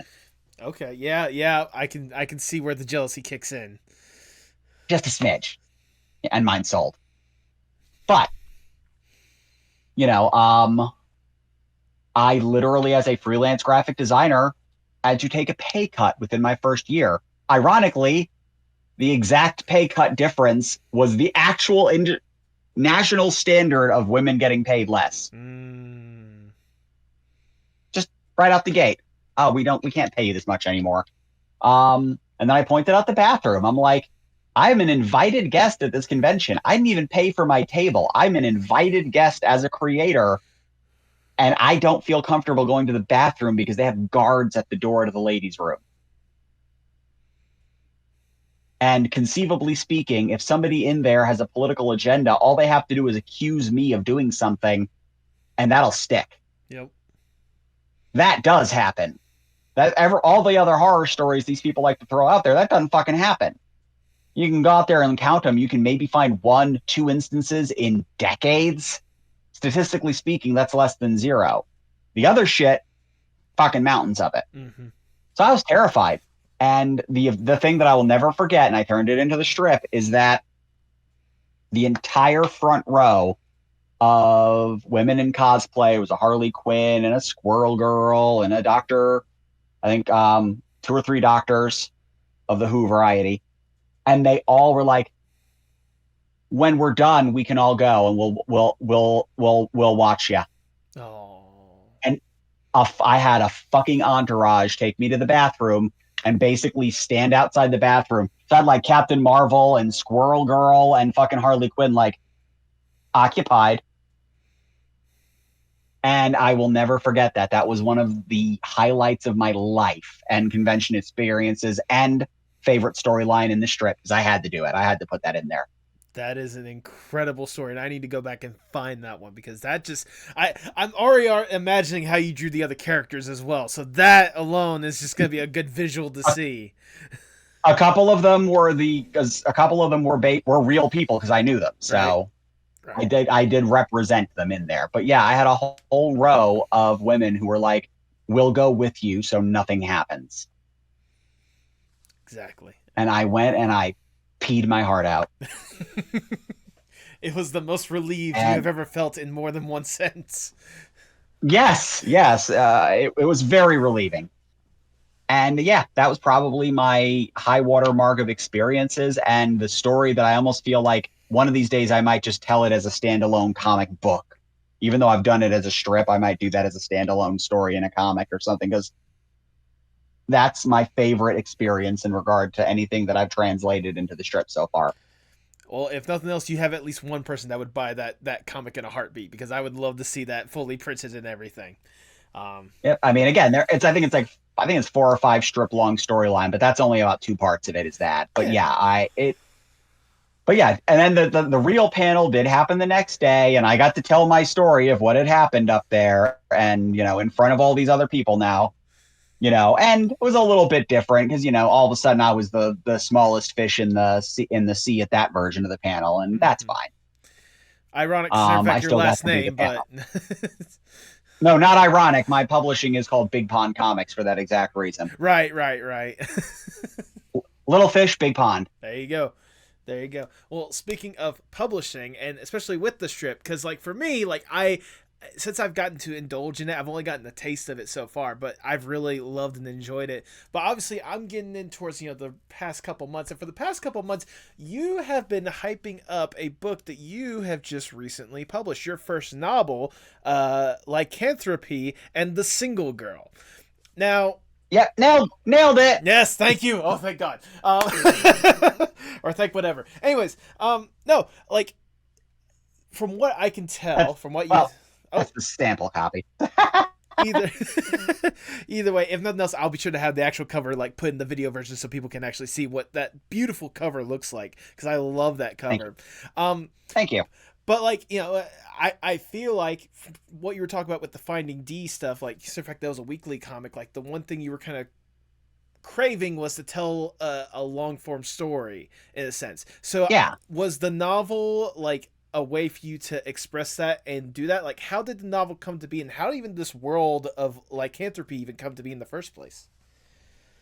The core idea I had in my first year of transitioning when I started getting laser hair removal. Oh, okay. I've always loved werewolf stories. I've always been drawn to any stories that revolve around transformation, for some strange reason. Mm-hmm. And I had this idea maybe about 7, maybe close to 8 years ago. I was getting laser hair removal, and I had this idea of a story of a woman who is a werewolf who's trying to go on a date. And I just had a scene in my head. A lot of stories just start as a scene. And she's going on a date. She brings the guy home. She's a little drunk, and they start getting frisky, and she gets excited and wolfs out. And she's blindfolding him, and he thinks she's into BDSM. She just doesn't want to get seen. And then he peeks and freaks out and runs, and she's trying to calm him down while still a werewolf. Because in my brain, I'm like, well, wouldn't it be funnier if she doesn't lose her personality or ability to function? And that's funnier to me. Okay. And that scene of a werewolf getting self-conscious over body hair, basically, was in my head, just a scene. And it took me a couple of years of that scene living in my head. I'm like, well, maybe I'll make it as a comic strip, or I'll do it as I think I actually had the idea for this as a story before I even launched the first Finding D strip. Okay. And so I started conceiving this idea, and it just lived in the back of my head. This one scene of a single werewolf girl trying to figure out how to date when every time you get excited, you poof out into fur.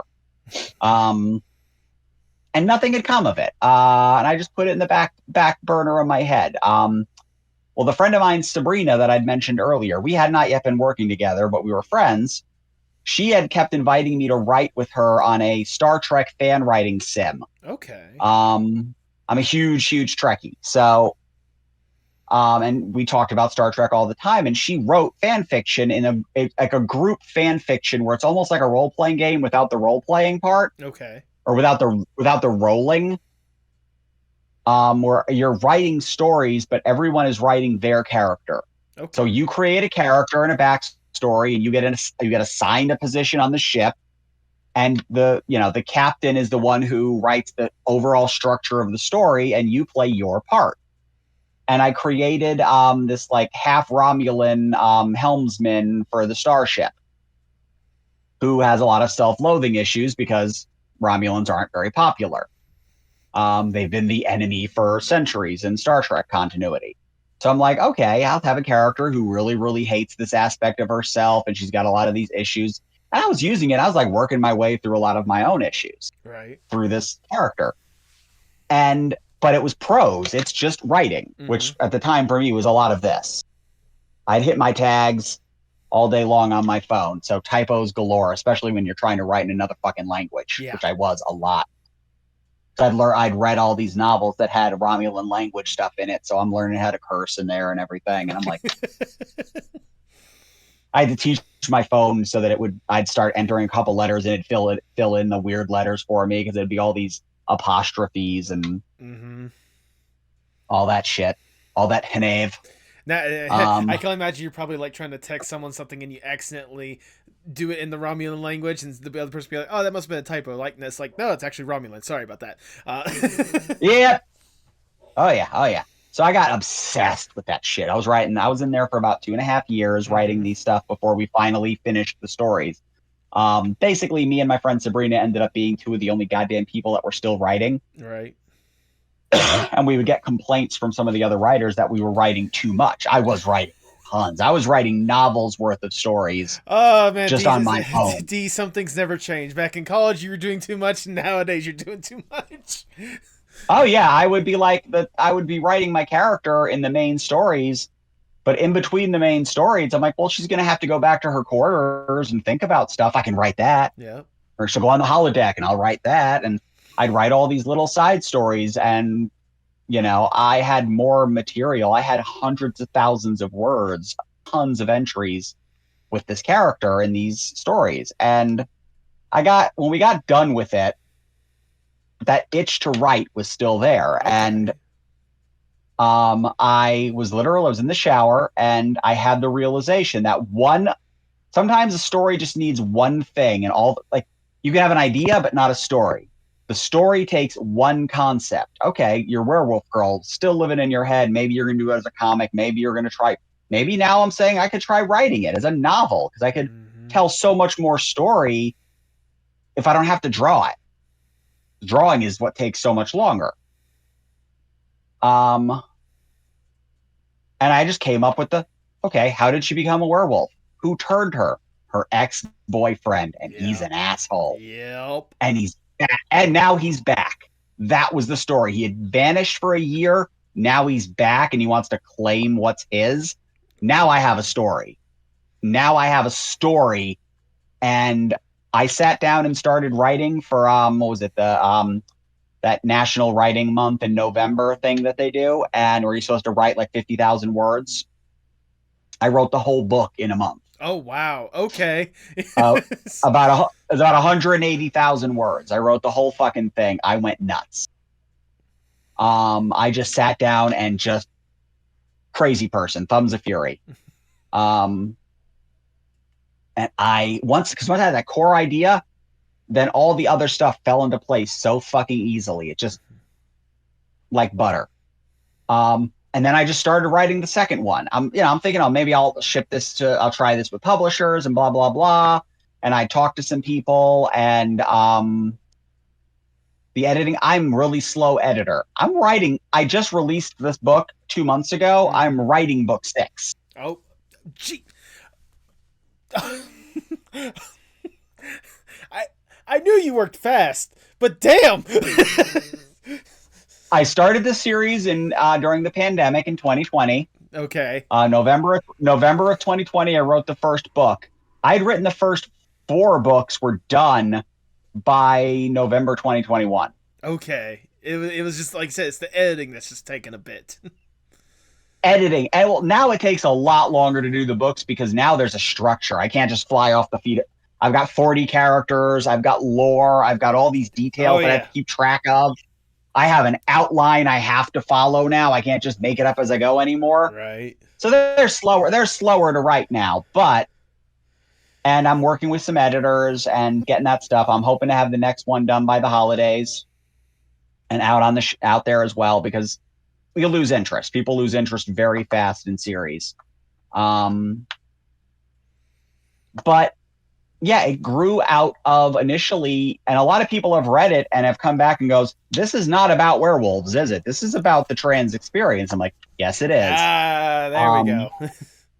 Because one of my friends reading it, who pointed out to me, and she was like, well, Dee, it's good, but there's not really, I mean, there's conflict with this character, with the ex-boyfriend and her anxieties, but I'm reading this and there doesn't seem to be any downside to being a werewolf in this story. Like it's she's not losing control. She's not, because I kept looking at all the tropes of werewolf stories, and that's what I wanted to. I like tipping over tropes. I'll admit this straight up.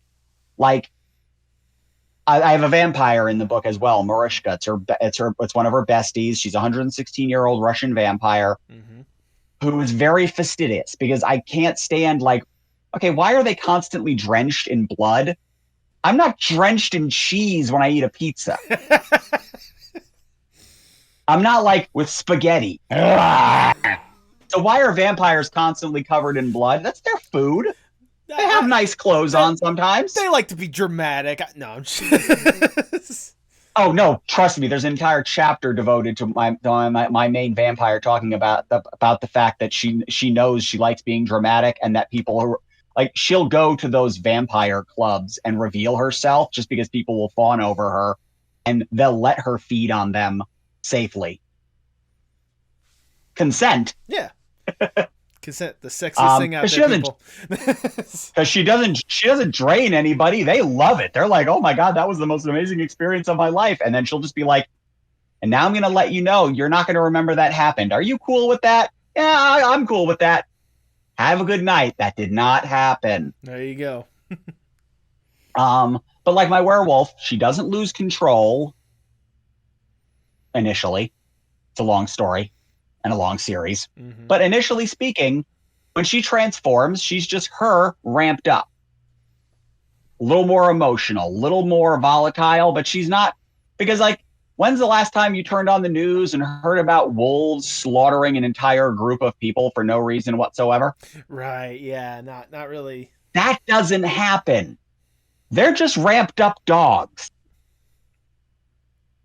They hunt to eat. So I'm like, well, if wolves aren't actually these homicidal monsters, why are werewolves constantly portrayed as homicidal monsters instead of social animals with a pack structure who like to be social with other animals, with other ones of their kinds? Okay, I'll write that. Alpha wolves, that's super popular now. Oh, the alpha, the sexy alpha. Alphas do not exist. No. The person who coined the term said, my study was wrong, and I am retracting it. So my douchebag boyfriend, who's the one who made her as a werewolf, thinks of himself as the alpha, and he gets that thrown in his face at the end of the book, where it's like one of the characters like, that's not a thing, right? You're just an asshole. So I like to play with these cliches of the narratives of the vampires and the werewolves. My vampire takes it very personally if you refer to her as undead. She's like, I am not undead. I'm having a conversation with you right now. My pulse is slow, but it exists. Yeah. Otherwise, blood would be pooling in my feet. Yeah, you have a point. And she takes it very, very personally if you refer to her as undead. She's like, bitch. So I wanted to tell a story. Like, people are like, oh, so it's a werewolf story, so it's horror. Not really. It's like it's a dramedy. There's adventure elements. There are some horror elements on occasion, but it's more of a relationship dramedy. There's got comedy elements. There's a lot of drama. It's a lot of relationship stuff and interpersonal stuff. But, when my one friend was saying, I can't help but notice that there doesn't seem to be any downside to being a werewolf. And I'm like, no, there isn't. The only downside is the expectations that other people put on you. That's what makes it a trans allegory. There you go. There's nothing wrong with being trans. It's just the other, it's other people's preconceptions and ideas and what they put on you. I can walk through a store and have a mother grab their child and pull them close because there is a massive media arm that is telling these people that I'm a pedophile. I'm the younger member of my relationship.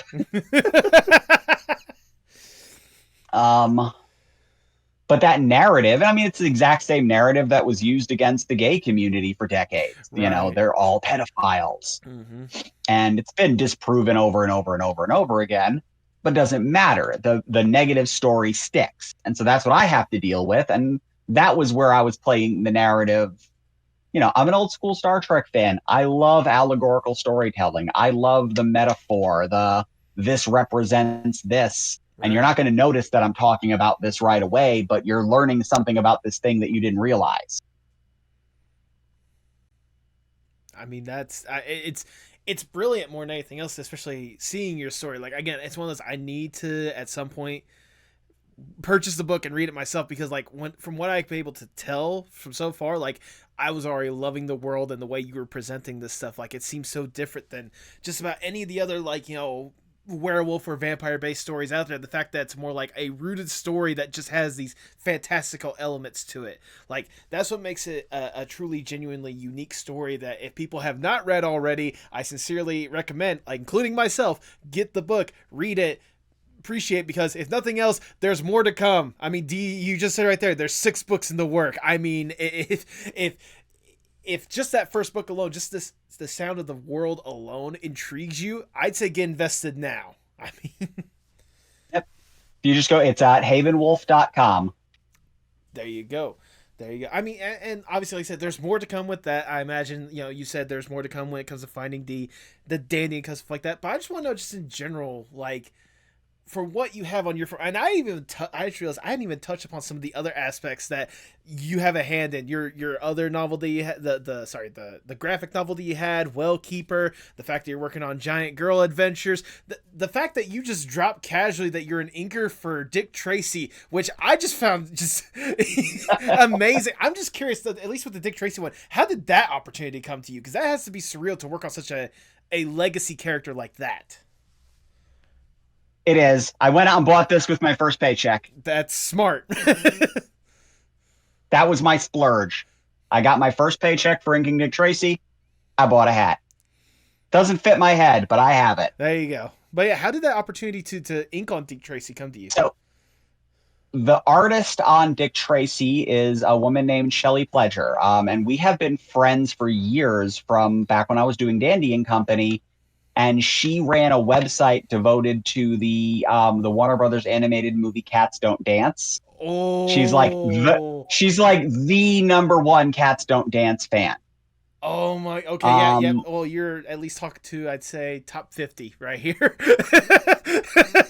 If you're a top 50, you've probably seen her website or some of her fan art of it. Massive fan, and I liked the movie as well, and I did a piece of fan art of it for her back in the day, like early 2000s. Okay. And we had met at least at one convention. And we had stayed in loose communication over the years. Mm-hmm. She had become the assistant when Joe Staten was working on Dick Tracy, because she had a really nice smooth ink line. So she helped him inking strips. And when he retired a few years ago, she took over as the sole artist. So she's been drawing Dick Tracy for a couple of years. And her regular assistant that had been inking a couple of the strips for her a week had some health issues. I don't know the specifics. I've never asked the specifics. It's not my concern. Valid. But she needed help. And I do a bunch of gags that I've done just for fun. They're not really strips. They're just finding the art, but I've been experimenting drawing them in other artist styles. Right. So I did one that's like Berkeley Breathe Bloom County, Charles Schultz Peanuts. I did a Jim Davis Garfield style, and really working and practicing to try to figure out not just how, but why they make the lines they do the way they do. And that caught her attention in terms of my ability to mimic another artist's line style. So she messaged me and she's like, it's not the biggest project in the world. And, it'd be 2 or 3 days a week that I would need for about a month. about a month's worth of strips, I would need help. So it's not a full-time project. It's pretty much run its course. But I've got about 30 strips in the bank. And I was like, it's fucking Dick Tracy. I mean, that's one of those things where, you can talk to someone's grandma who doesn't even know comic books still exist, but they know Dick Tracy. Yeah.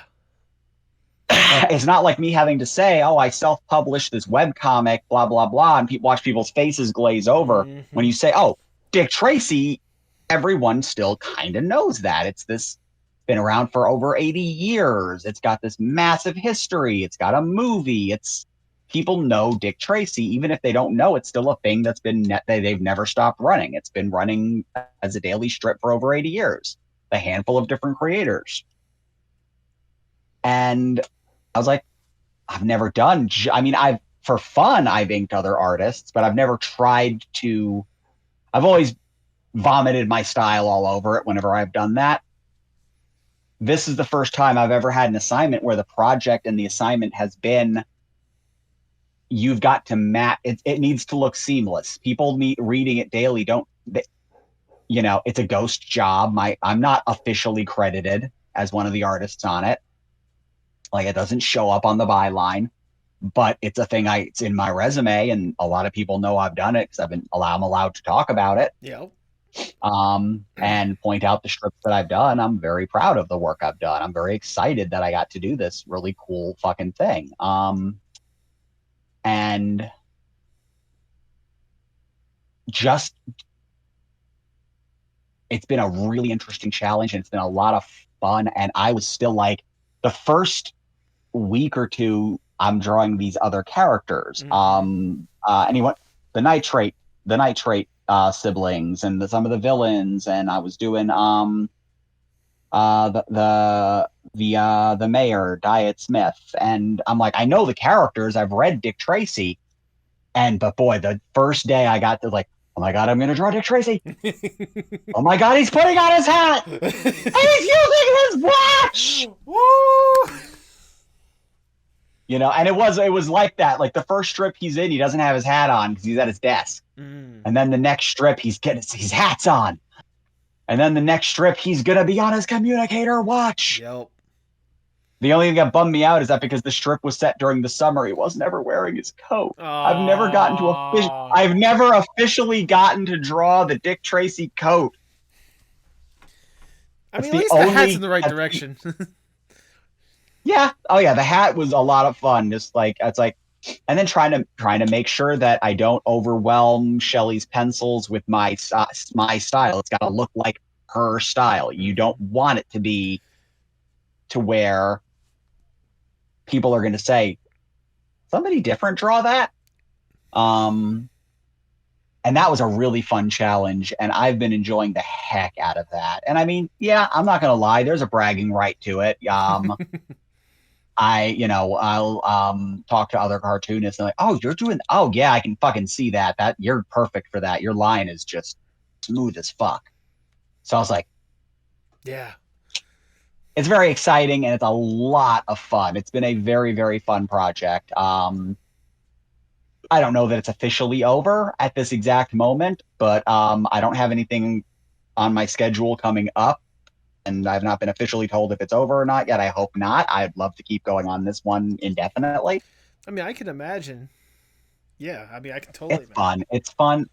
It's real, too. It's it's not in my local paper, but it's in some people's local paper. True. You can go and pick it up, and I inked that. That's one of the bigger, more annoying things is I'll post the strip and I have to constantly remind people I am not the artist. I am the inker. 2 to 3 days a week at the most. Yeah. So calm down. I mean, still, I'm not the artist. The fact that you've had an opportunity to even work with that character, and whether it be the opportunities that you've like created for yourself or ones that others will be able to present to you, I mean, like, you've had a lot of cool opportunities ever since you've really gone down this art path. I'm genuinely curious because from our conversation alone, I can also tell you're, to put it nicely, a very big nerd about a lot of projects and such. So I'm curious, if you had an opportunity to have your cartoonist touch on a certain property and tell a story through there, Do you have a dream project in mind that you would love to just like tinker around with? Oh yeah. If I had my druthers to work on any property out there that is not my own, it'd probably be the Ninja Turtles. Okay. Okay, you know what? Respect. Um, at Marvel, it would be Power Pack. Okay. I loved that book growing up. I loved when Bridgman drew it. I loved when John Bogdanove drew it. It gets a lot of crap. Oh, it's the kids comic. No, it's a comic about kids. It was never in its original run a kids comic. It was firmly in the Marvel universe, written in the same style as every other book that was there, with these characters dealing with the same level of intensity that the X-Men or Spider-Man were dealing with. They just happened to be children thrust into this scenario with massive amounts of PTSD. And entire stories devoted to the characters dealing with PTSD because like you're 9 and you're fighting in an intergalactic war. Yeah, that's not exactly the easiest thing to cope with at that young of an age. Yeah. Oh, and your power is when you touch things and get nervous, you disintegrate them and then you can shoot them back at people as an energy ball and you might melt their face. It's happened. Mm-hmm. Yeah, it dealt with some hard stuff, but it dealt with it in a way that as a younger person reading it growing up, I loved the hell out of that book. There's a new 5-issue series coming out by Louise Simonson and June Brigman, the original creators, and I'm like, yep, buying that sucker. Split second, not even a debate. But otherwise, yeah, I'd say the Ninja Turtles. I love what they've been doing over at IDW with them, especially Sophie Campbell's run as the writer and occasionally artist. They've been doing some really, really unique things that I never would have imagined being in a turtle story. It's so different.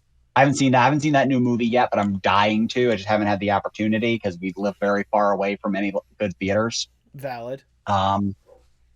But yeah, I love that property. It's one of the first things I wanted to draw when I discovered the original comics, even before the cartoon. I was obsessed with that. And it's a property that is so open to interpretation and has been done in so many different ways that I don't feel like I would be thrown under the bus by fandom in the same way I would taking over on something like Spider-Man. Right, right.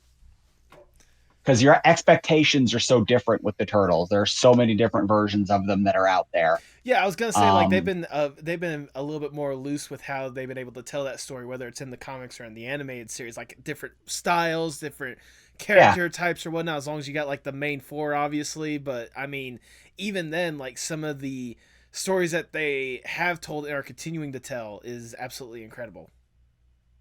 Yeah. I mean, like it's been incredible to talk with you so far. It's been absolutely incredible to see all the different opportunities you've had at hand, and like just thinking back to your art journey as a whole. It leads me to the last question that I like to say for my artists. You've been deeply entrenched in art in many different ways, many different styles and stuff like that. How important is art, not just for you, but for the world as a whole? Hard for me to speak to the world as a whole.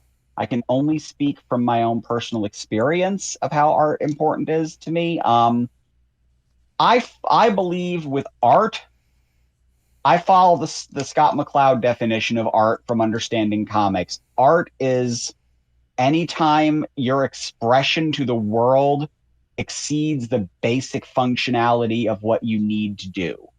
Art can be the flourish somebody puts into anything they do. He tells this story in Understanding Comics of a caveman being chased by a saber-toothed tiger, and how, our world is devoted to, shelter, sex, and food, basically, the survival functions. Almost anything outside of that can be defined as art. And he tells this story.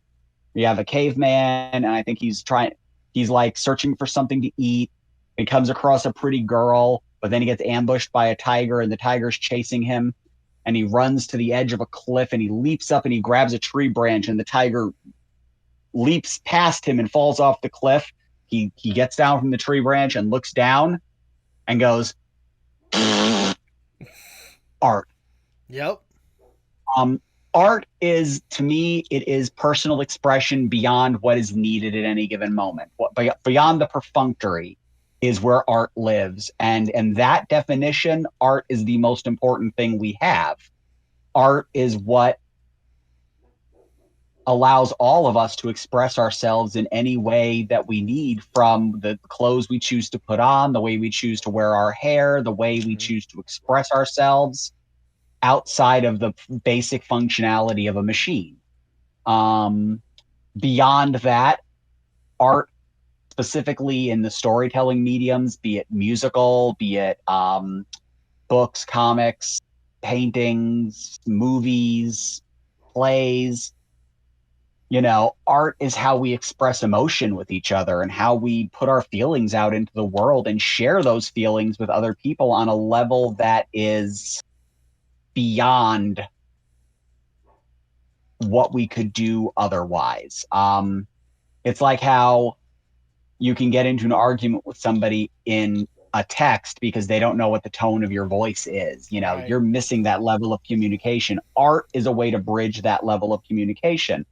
For me, it is a way for me to communicate what I'm thinking and feeling to the world about these different things, be it about, with Dandy and Company, I just want to make people laugh. I want to tell this fun story. With Finding Dee, I want to make people laugh and tell this fun story, but also tell my perspective on this unique experience and this perspective on the world in general. With Lycanthropy, I can tell a more elaborate version of that. I can tell stories about what family means to me and what friendship means to me and relationships, and all of these narrative elements are expandable by the nature of art, how you interact with the world. So to me, that's what art is. Art is how we interact with the world.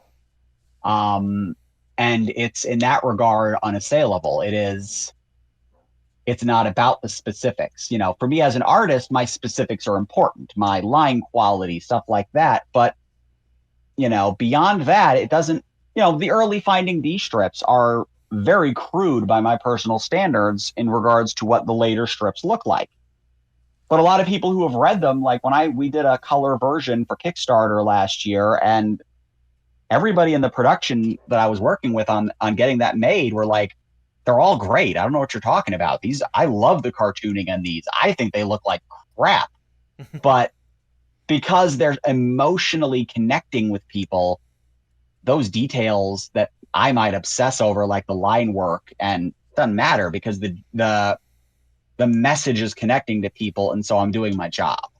And that's something with Finding Dee. I deal with, like a lot of artists and a lot of people, I deal with self-doubt issues, and I deal with that fear of being meaningless, of not being important, of not having an impact on things, of not mattering. Right. And in my darkest moments, I can remind myself, I've gotten emails from people, who are transitioning, who are going through a similar journey to mine, who have found themselves thanks to a gag I drew. I can never pretend that didn't happen. Absolutely. So that's a place where my own art has come back to me in a way that I can never say it doesn't matter, because I know I've affected people's lives in the positive. Absolutely. I've had people who have rethought their perspectives because a strip that I drew made them think about something different. Can't pretend that didn't happen. Exactly. So art to me is art is communication. Art is the way we interact with the world and the way we can change the world. Sometimes one pratfall at a time. One pratfall at a time. Well, regardless, that is wonderfully worded, if I do say so myself, Dee. That is all. Thank you. That is all the questions I have for you. Before we do dip, I just want to go ahead and say, I've already showered you with a whole bunch of praise, but I'm showering you just a little bit more because it's my podcast. I do what the fuck I want. But ever since, like I said, I've only been recently aware of your work, Dee, but ever since I've really invested myself in it, I have been absolutely amazed with the art style that you're presenting out there, the stories that you're telling, the relatability of all the stuff like that. Like, I cannot get enough of it, and even though the trans experience is not something I personally experience, the human experience that I see in your strips are what I absolutely love about it more than anything else. Thank you. Seeing all the other aspects you've had a hand in work in, and to see kind of what you've been able to build for yourself has been absolutely outstanding. But more than anything else, especially now get to sit here, talk with you, get to really get to know you in the past, hour or so, is giving me a new level of appreciation for what you do, and it makes me excited for whatever comes next, whether it be with lycanthropy, Finding Dee, all these different things. At the end of the day, please, please, please keep up the incredible work, because I know you're doing absolutely incredible stuff, and people, if they are not watching it before, if they're not seeing it before, they do need to see it now. So thank you for what you do. Keep up the incredible work. Thank you very much, and thank you for having me on. Absolutely. If people do want to see this incredible stuff, plug yourself real quickly for the people at home.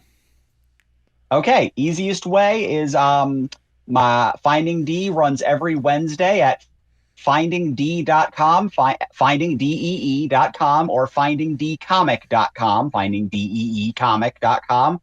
And the novels can be found at havenwolf.com. Absolutely. And if you missed any links, I'll have them in the description below. Do you have any final words before we sign off? Cashmere. That's a funny word. Tell me what's wrong, tell me it's parts in motion. Sing me a song, tell me your eyes can all open. Show me it all, pick me up in the car you go when you used to call. Show me it all.